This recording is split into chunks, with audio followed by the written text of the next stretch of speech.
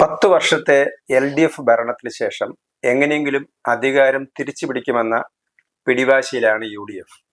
എന്നാൽ ആരായിരിക്കും UDFനെ നയിക്കുക എന്നുള്ള കാര്യത്തിലാണ് ഇപ്പോഴുള്ള കൺഫ്യൂഷൻ. കാരണം കരുത്തരായ 5 നേതാക്കൾ മുഖ്യമന്ത്രിയാവാൻ കച്ചകെട്ടി ഇറങ്ങിയിട്ടുണ്ട്. ഒന്ന് KC വേണുഗോപാലാണ്, രണ്ടാമത്തേത് VD സതീശനാണ്, രമേശ് ചെന്നിത്തല മുഖ്യമന്ത്രി സ്ഥാനാർത്ഥിയാണ്.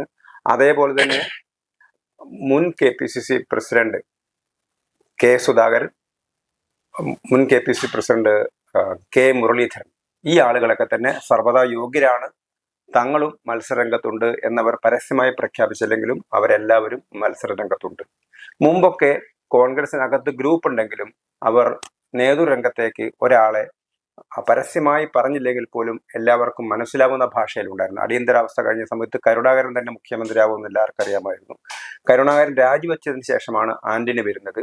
ഉമ്മൻചാണ്ടി മുഖ്യമന്ത്രിയാകും, അല്ലെങ്കിൽ ജയിച്ചാൽ ഉമ്മൻചാണ്ടി മുഖ്യമന്ത്രിയാകും എന്ന സ്ഥിതിയിലാണ് പലപ്പോഴും കോൺഗ്രസ് തെരഞ്ഞെടുപ്പിനെ നേരിട്ടത്. പക്ഷെ ഇപ്പോൾ ആരാകും എന്നറിയാത്ത ഒരു കൺഫ്യൂഷൻ. അപ്പോൾ ഒരു ഭാഗത്ത് CPM-നകത്ത് തർക്കങ്ങൾ നടക്കുന്നു, മറുഭാഗത്ത് കോൺഗ്രസിനകത്ത് നേതൃതർക്കം നടക്കുന്നു.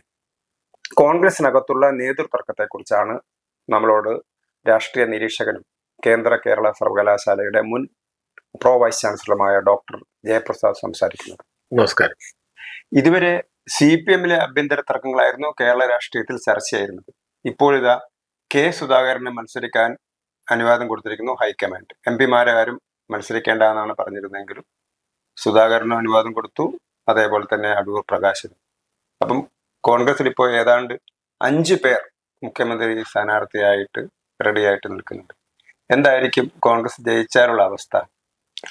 അല്ല, കോൺഗ്രസ് ചരിത്രത്തിൽ നിന്നൊന്നും പഠിക്കുന്നില്ല എന്നുള്ളതാണ് ഇവിടെ തെളിയുന്നത്. കാരണം കഴിഞ്ഞ 10 വർഷം കേരള ചരിത്രത്തിൽ ആദ്യമായിട്ടാണ് 10 വർഷം തുടർച്ചയായിട്ട് അധികാരമില്ലാതെ പുറത്തു നിൽക്കുന്ന ഒരവസ്ഥയിൽ നിന്ന് 2025-ലെ പഞ്ചായത്ത് തിരഞ്ഞെടുപ്പിൽ ഒരു മാന്യമായ സാമാന്യ നല്ല റിസൾട്ട്, ഒരു ഇംപ്രഷൻ ഉണ്ടാക്കിയിരുന്നു. അപ്പോൾ ഇടതു മുന്നണിക്ക് ബദലായിട്ട് കോൺഗ്രസ് തിരിച്ചു വരുമെന്നും VD സതീശൻ അന്ന് മുതൽ മുഖ്യമന്ത്രി ആയതുപോലെയും ആയിരുന്നൊരു ഇംപ്രഷൻ ഉണ്ടാക്കിയിരുന്നു. ഇലക്ഷൻ പ്രഖ്യാപിച്ചു കഴിഞ്ഞാൽ യാതൊരു തർക്കവും കൂടാതെ സ്ഥാനാർത്ഥികളെ 24 മണിക്കൂറിൽ അവർ പ്രഖ്യാപിക്കുമെന്ന് പറഞ്ഞു. ഇപ്പൊ 72 മണിക്കൂർ കഴിഞ്ഞു. അപ്പൊ ഇനിയും അല്ല, സാമ്പിൾ വന്നേ ഉള്ളൂ. സാമ്പിൾ എന്നുള്ള രീതിയിൽ വന്നു.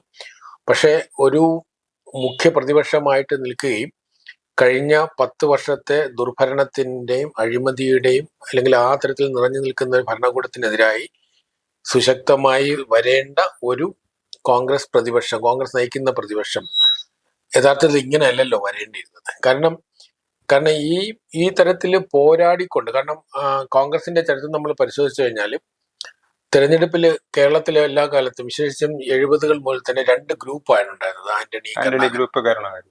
2016 തെരഞ്ഞെടുപ്പ് വരെ ഏതാണ്ട് ആ സമവാക്യങ്ങൾ ചെറിയ മാറ്റങ്ങളുണ്ടെങ്കിലും മുന്നോട്ട് പോയിരുന്നു. അപ്പൊ തെരഞ്ഞെടുപ്പ് സമയത്ത് പൊതുവെ മുഖ്യമന്ത്രി സ്ഥാനാർത്ഥി എന്നുള്ള തലത്തിൽ നമുക്കൊരാളുണ്ടാവാറുണ്ട്, കോൺഗ്രസിന് ഒരാളെ. അത് കേരളത്തിലെ വോട്ടർമാരെല്ലാ പേരും ഇത് കരുണാകരനാണ് മുഖ്യമന്ത്രി, അല്ലെങ്കിൽ ആന്റണിയാണ്, അല്ലെങ്കിൽ ഉമ്മൻചാണ്ടിയാണ് മുഖ്യമന്ത്രി എന്നുള്ള ഒരു മുൻവിധിയോടെയാണ് കോൺഗ്രസിനെ എതിർക്കുന്നതും അനുകൂലിക്കുന്നതും. അപ്പൊ ആ തരത്തിലൊരു അഡ്വാൻറ്റേജ് കോൺഗ്രസിനുണ്ടായിരുന്നു. എല്ലാ തെരഞ്ഞെടുപ്പുകളിലും ഓരോ ഇടവേളകളിലും അധികാരത്തിൽ മടങ്ങി വരുന്ന കേരളത്തിലെ മുന്നണി രാഷ്ട്രീയത്തിൽ ഒരു പരിധിവരെ അത് കോൺഗ്രസിന് ഗുണകരമായിട്ടുണ്ട്. ആരാ നിങ്ങളുടെ നേതാവ് എന്ന് ചോദിക്കാം. ഉണ്ട്.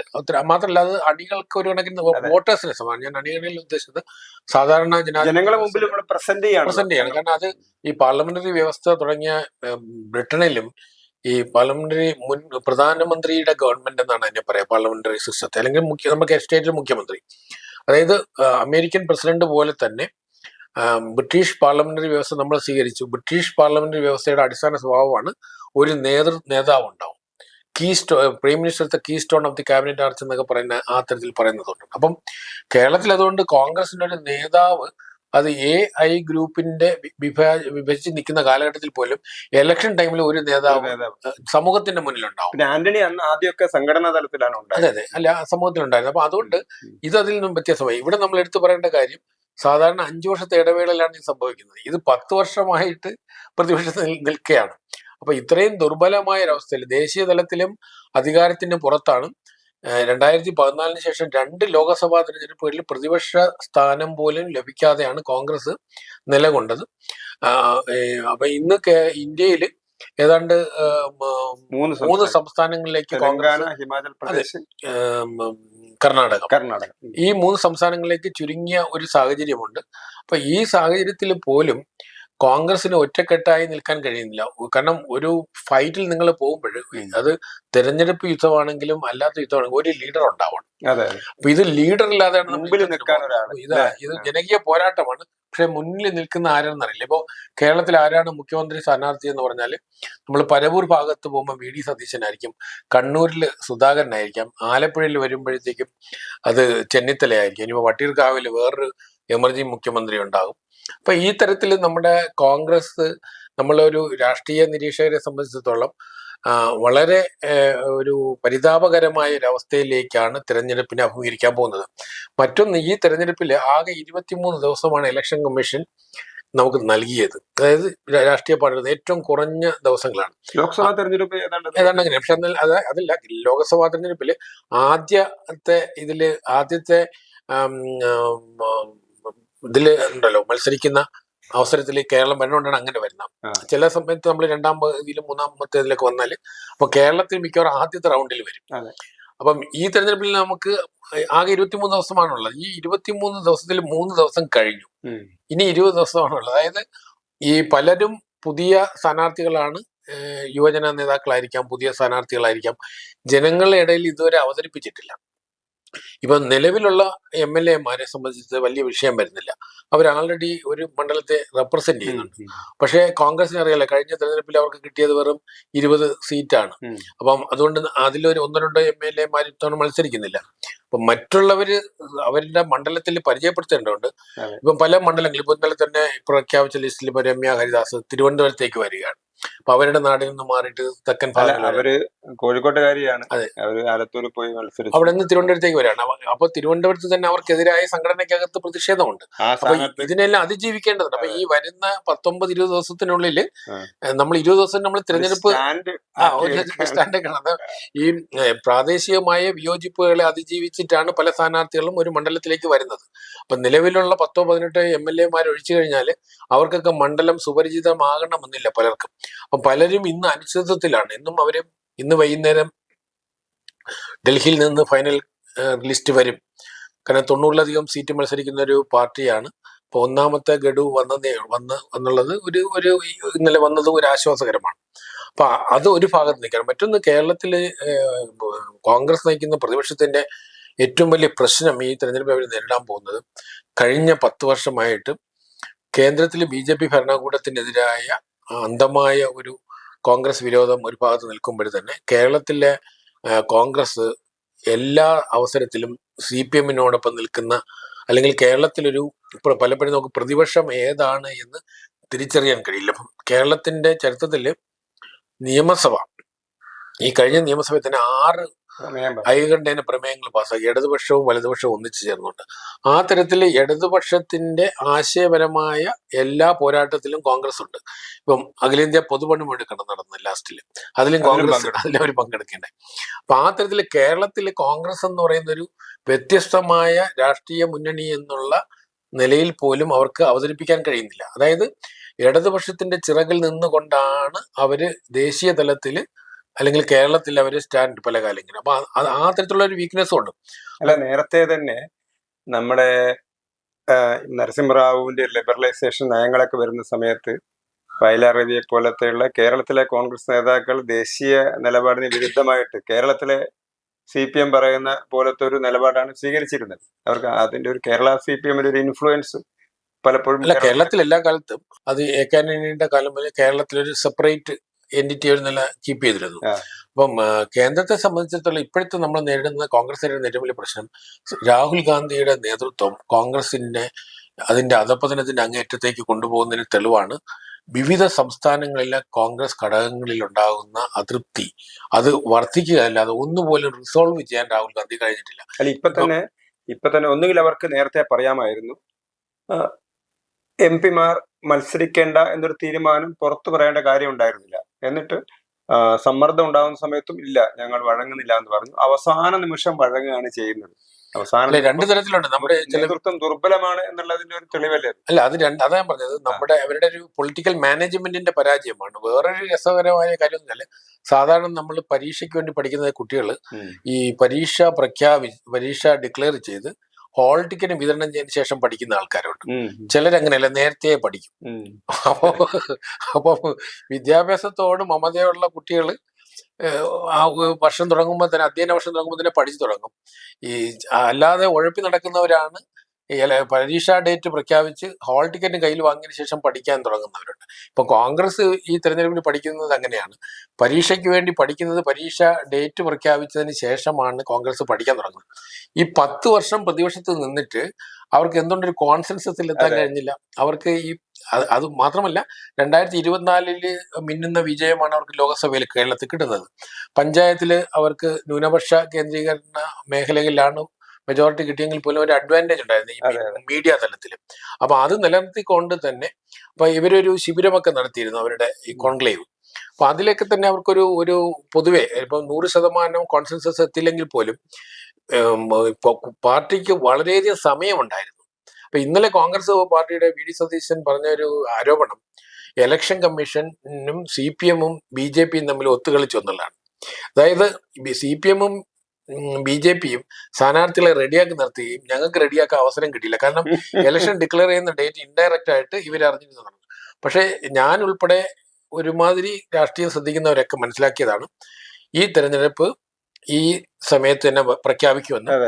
ഇത് തന്നെ നീണ്ടു പോകാനുള്ള ഒരു പ്രധാന കാര്യം, 5 സംസ്ഥാനങ്ങളിൽ 4 സംസ്ഥാനങ്ങളിലും പോണ്ടിച്ചേരിയിൽ നടക്കുന്ന തെരഞ്ഞെടുപ്പിൽ പശ്ചിമ ബംഗാളിലെ ചില സാങ്കേതിക വിഷയങ്ങളുടെ SIR-ഉമായിട്ട് ബന്ധപ്പെട്ടിട്ട് മറ്റെല്ലാ സ്റ്റേറ്റിലും റിസോൾവ് ചെയ്ത്, പശ്ചിമ ബംഗാൾ ഏതാണ്ട് റിസോൾവ് ചെയ്ത് സുപ്രീം കോടതിയുടെ ഫൈനൽ ഇടപെടലുണ്ടായി. അപ്പൊ ആ സാഹചര്യത്തിൽ ഈ കഴിഞ്ഞ 13-15 തീയതി വരെ ഇലക്ഷൻ കമ്മീഷന് ചില സാവകാശം വേണ്ടി വന്നിരുന്നു പശ്ചിമ ബംഗാളിന്റെ വിഷയത്തിൽ റിസോൾവ് ചെയ്യുന്നതിന് വേണ്ടിയിട്ട്. അപ്പൊ അതുകൊണ്ട് 14-15 ഞാൻ തന്നെ പങ്കെടുത്ത TV ചർച്ചയിൽ നമ്മൾ ഈ വിഷയം പറഞ്ഞിരുന്നു. 14-15 ഇലക്ഷൻ പ്രഖ്യാപിക്കുന്നത്. ഇത് എന്തുകൊണ്ട് കോൺഗ്രസ് നേതൃത്വത്തിന് മനസ്സിലായില്ല? അല്ല, അവർക്കറിയാം, അവർക്കത് പ്രശ്നങ്ങൾ പരിഹരിക്കാൻ പറ്റുന്നില്ല എന്നുള്ളതാണ്. കാരണം ഓരോ ആളുകളുമാണല്ലോ ഇതിന്റെ നേതാക്കന്മാര്. അപ്പം ഇത് അവര് മുകളിൽ നിന്നുള്ള നേതൃത്വത്തെ അംഗീകരിക്കുന്നില്ല, അല്ലെങ്കിൽ മുകളിൽ സമ്മർദ്ദം ചെലുത്തും. ഇപ്പൊ ഉദാഹരണത്തിന് ഇപ്പൊ VD സതീശൻ പറയുന്നത് 5 വർഷമായിട്ട് ഞാനാണ് പ്രതിപക്ഷത്തെ നയിക്കുന്നത്, അതുകൊണ്ട് ഞാനായിരിക്കും മുഖ്യമന്ത്രി എന്നുള്ളതാണ് അദ്ദേഹത്തിന്റെ നിലപാട്. അതേപോലെ തന്നെ KC വേണുഗോപാൽ കോൺഗ്രസിലെ ഏറ്റവും കരുത്തനായ നേതാവാണ്. അദ്ദേഹം ഇനി അഥവാ പാർലമെന്റ് അംഗമാണ്, ഇനി നിയമസഭയിലേക്ക് മത്സരിച്ചില്ലെങ്കിലും അദ്ദേഹത്തിന് വേണ്ടി രാജിവെച്ച് മുമ്പ് ആന്റണി കഴക്കൂട്ടുന്ന തലേക്കുന്നിർ ബഷീർ ഒഴിഞ്ഞു ആകാം, അതിനുള്ള അവസരമുണ്ട്. പിന്നെ മുരളീധരനെ സംബന്ധിച്ചിടത്തോളം അദ്ദേഹം കരുണാകരന്റെ മകനാണ്, KPCC പ്രസിഡന്റ് ആയിരുന്നു, കോൺഗ്രസിലെ മുതിർന്ന നേതാവാണ്, അദ്ദേഹത്തിനും അതിന്റെ ക്ലെയിം ഉണ്ട്. സുധാകരനും KPCC പ്രസിഡന്റ് ആയിരുന്ന ആളാണ്. കോൺഗ്രസിനെ വേണമെങ്കിൽ VD സതീശൻ പ്രതിപക്ഷ നേതാവാകുന്ന സമയത്ത് അദ്ദേഹത്തെക്കാൾ വളരെ വൈബ്രന്റ് ആയിട്ട് കോൺഗ്രസിനെ ഡൈനാമിക്കായി സംഘടനാപരമായിട്ട് കോൺഗ്രസിനെ ലൈവാക്കി നിർത്തുന്നതിൽ മുന്നിട്ടിറങ്ങിയ ആളാണ് സുധാകരൻ. അപ്പൊ അയാൾക്കും ഞാൻ ഇവരുടെ കീഴിൽ എങ്ങനെയാ ഞാൻ മന്ത്രിയാവുക, അവര് മുഖ്യമന്ത്രിയാവും, എനിക്കെങ്ങനെ മന്ത്രിയാവുക, ഞാനല്ലേ സീനിയർ എന്ന് സുധാകരൻ പറഞ്ഞ അവർക്കാരൊക്കെ നിഷേധിക്കാൻ പറ്റും? അത്രയും സീനിയറുള്ള അയാൾ. പക്ഷെ ക്ലെയിം ഉള്ളവർ ആദ്യം വിചാരിക്കേണ്ടത് നിയമസഭയിൽ നിങ്ങൾക്ക് ഭൂരിപക്ഷം ഉണ്ടാവണം. 71 അംഗങ്ങളുണ്ടെങ്കിലേ ഈ ക്ലെയിം നടപ്പാക്കാൻ പറ്റുള്ളൂ. അപ്പൊ ഇവിടെ നമ്മൾ രസകരമായ വസ്തുതയിൽ ഹൈക്കമാൻഡിന്റെ ഇടപെടലാണ്. യഥാർത്ഥത്തിൽ ഇത് ഹൈക്കമാൻഡിൽ പോകേണ്ട യാതൊരു ആവശ്യമില്ല. ഹൈക്കമാൻഡ് അവിടെ വെറും നോക്കുകുത്തിയാണെന്ന തെളിവാണ് സുധാകരന് കീഴടങ്ങിയത്. ഇത് ഇവിടെ തന്നെ കേരളത്തിൽ വെച്ച് തന്നെ റിസോൾവ് ചെയ്യേണ്ട വിഷയമാണ്. ഈ വെറുതെ എയർ ടിക്കറ്റ് എടുത്ത് പൈസ കളഞ്ഞതല്ലാതെ സമയം കളഞ്ഞു മാധ്യമങ്ങളിലെ ചർച്ചയ്ക്ക് അവസരം ഉണ്ടായി. ഒരു ഭാഗത്ത് CPM-നകത്ത് വലിയ നമ്മൾ ഇതുവരെ കാണാത്ത രീതിയിലുള്ള തർക്കം. അതായത് CPM-ന്റെ ജില്ലാ കമ്മിറ്റി യോഗത്തിൽ അധ്യക്ഷത വഹിക്കുന്ന മുതിർന്ന നേതാവ് തന്നെ പരസ്യമായിട്ട് സംസ്ഥാന സെക്രട്ടറിക്കെതിരെ പറയുന്നു, മുഖ്യമന്ത്രിക്കെതിരെ പറയുന്നു, രാജിവെക്കുന്നു, പ്രതിപക്ഷം പിന്തുണയ്ക്കുകയാണെങ്കിൽ ഞാൻ സ്വീകരിക്കുന്നു പറയുന്നു, മത്സരിക്കുന്നു. അതേപോലെ തന്നെ ഏറ്റവും മുതിർന്ന നേതാവ് G. സുധാകരൻ, അദ്ദേഹം മന്ത്രിയായിരുന്ന ആളാണ്. അയാൾ ഞാൻ പിണറായി വിജയൻ വീണ്ടും മുഖ്യമന്ത്രിയായി കാണണമെന്ന് ആഗ്രഹിക്കുന്നു, അതോടൊപ്പം തന്നെ ഞാൻ മത്സരിക്കുന്നു, അദ്ദേഹം പിന്തുണ വാങ്ങുന്നു. മറ്റൊരു സ്ഥലത്ത് ജില്ലാ സെക്രട്ടേറിയറ്റ് അംഗം മുതിർന്ന നേതാവ്, അദ്ദേഹവും മത്സരിക്കുന്നു. അങ്ങനെ മൊത്തത്തിൽ കൺഫ്യൂഷനാണ് പാർട്ടിക്കകത്ത്, CPM-നകത്ത്. അപ്പം അങ്ങനെ ഒരു അവസരത്തിൽ ഒരുമിച്ച് നിന്ന് ജയിക്കാൻ നോക്കുന്നതിന് പകരം പരസ്പരം മല്ലടിക്കുകയാണ്. പക്ഷെ ഇവിടെ നിങ്ങൾ ശ്രദ്ധിക്കേണ്ട ഒരു വസ്തുത, ഇപ്പൊ കണ്ണൂരിലുണ്ടായ കലാപം ഉദാഹരണത്തിന് CK ഗോവിന്ദൻ, അദ്ദേഹം ഉയർത്തിയ കലാപത്തിനേക്കാൾ ഉപരി മാധ്യമങ്ങൾ ചർച്ച ചെയ്തത് സുധാകരന്റെ കലാപമാണ്. ഏത് സുധാകരൻ? കണ്ണൂരിലെ സുധാകരന്റെ കലാപം. കാരണം ഏതാണ്ട് 48 മണിക്കൂർ സുധാകരൻ തിങ്കളാഴ്ച അവിടെ ചെല്ലാൻ പറഞ്ഞ് ചെന്നില്ല.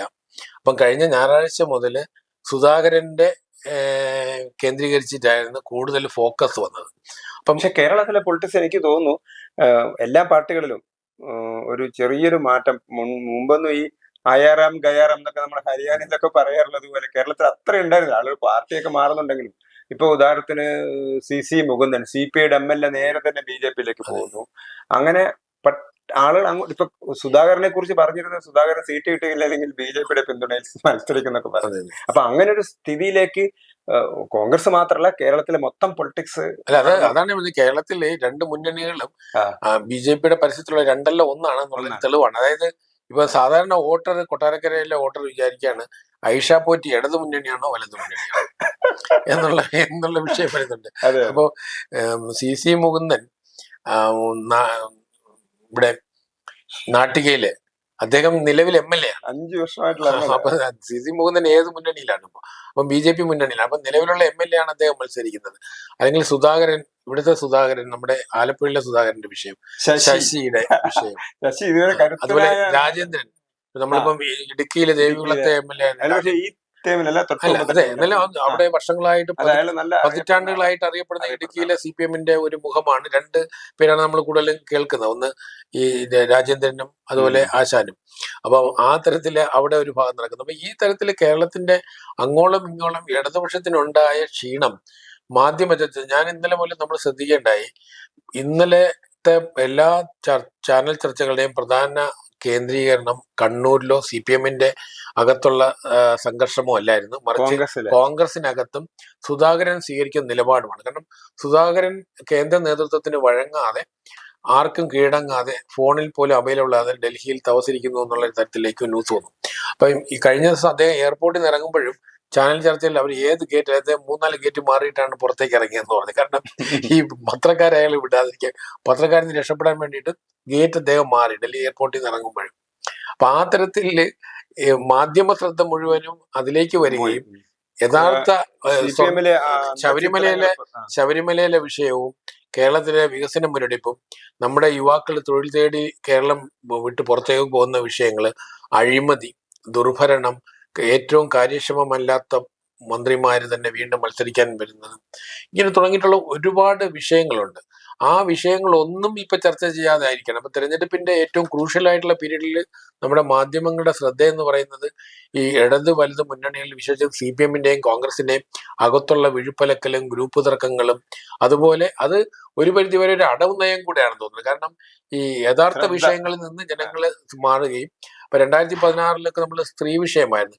ഇപ്പൊ രണ്ട് മുന്നണികൾക്ക് സ്ത്രീ വിഷയമുള്ള അതിന്റെ ഗ്രാവിറ്റി നോക്കിയാൽ നമുക്ക് ചെയ്യാൻ പറ്റും. വേണമെങ്കിൽ ഗ്രാവിറ്റി കമ്മീഷൻ കേരളത്തിൽ വേണമെങ്കിൽ സ്ത്രീ വിഷയങ്ങൾ കൊണ്ട് കമ്മീഷൻ തന്നെ രൂപീകരിച്ചിട്ട് ഇടതു മുന്നണിയിൽ ഇത്രയാണ് എന്നുള്ള തലത്തിൽ വലതു മുന്നണി ആ തരത്തിലുള്ള, പക്ഷെ അതൊന്നും ഇപ്പം തെരഞ്ഞെടുപ്പ് രംഗത്ത് വരുന്നില്ല. എനിക്ക് തോന്നുന്ന ഒരു സംശയം, ഇനി അഥവാ കോൺഗ്രസിന് അധികാരം കിട്ടിയെന്ന് തന്നെ കരുതിക്കും, അപ്പൊ അവര് കേരളത്തിൽ ഒരു നല്ലൊരു ഭരണം കാഴ്ചവെക്കുക എന്നുള്ളതിന് പകരം പരസ്പരം പോരടിക്കുകയും തർക്കങ്ങൾ തീർക്കുകയും ചെയ്യുന്നതിലേക്ക് അവരുടെ മുഴുവൻ എഫർട്ടും അതിലേക്ക് പോകും എന്ന് തന്നെയാണ് എനിക്ക് തോന്നുന്നത്. അല്ല, ഈ അവസ്ഥയിൽ കോൺഗ്രസിന് കേരളത്തിൽ മെജോറിറ്റി കിട്ടുമെന്നുള്ള കാര്യത്തിൽ എനിക്ക് സംശയമുള്ള ഒരാളാണ്.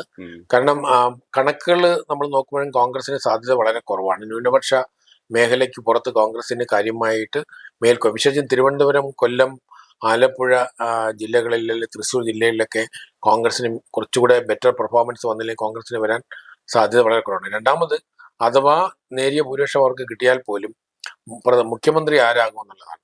അപ്പൊ ഞാൻ മനസ്സിലാക്കുന്നത് ഒരു കോൺസെൻസസ് കാൻഡിഡേറ്റ് എന്ന തരത്തിൽ ഇറക്കുമതി ചെയ്യപ്പെടുന്ന ഒരാള്, അതായത് ഡൽഹിയിൽ നിന്നുള്ള വേണുഗോപാലായിരിക്കാൻ സാധ്യത. കാരണം ഈ നിലവിലുള്ള 4 മുഖ്യമന്ത്രിമാരെ മാറ്റി നിർത്തിക്കൊണ്ട് രാഹുൽ ഗാന്ധിയുമായിട്ട് അടുപ്പമുള്ള KC വേണുഗോപാൽ ഇവിടെ മുഖ്യമന്ത്രിയായി മാറാനാണ് സാധ്യത. അപ്പൊ 96 അങ്ങനെ നമുക്ക് ഭൂരിപക്ഷം കിട്ടിയാൽ, കാരണം 96 ഇടതുപക്ഷത്തിന് നല്ല ഭൂരിപക്ഷം കിട്ടിയിട്ടും അന്ന് KR ഗൗരിയമ്മയെ പോലുള്ളവർ വിജയിച്ചിട്ടും മുഖ്യമന്ത്രിയാകാനായിട്ടും അന്ന് ആരോഗ്യ കാരണങ്ങളാൽ മത്സരിക്കാത്ത നയനാരെ മുഖ്യമന്ത്രിയാക്കിയതുപോലെ 69 ഈ അന്നത്തെ ഇടതുമുന്നണിയിലെ കുറുമുന്നണി ഉണ്ടായി.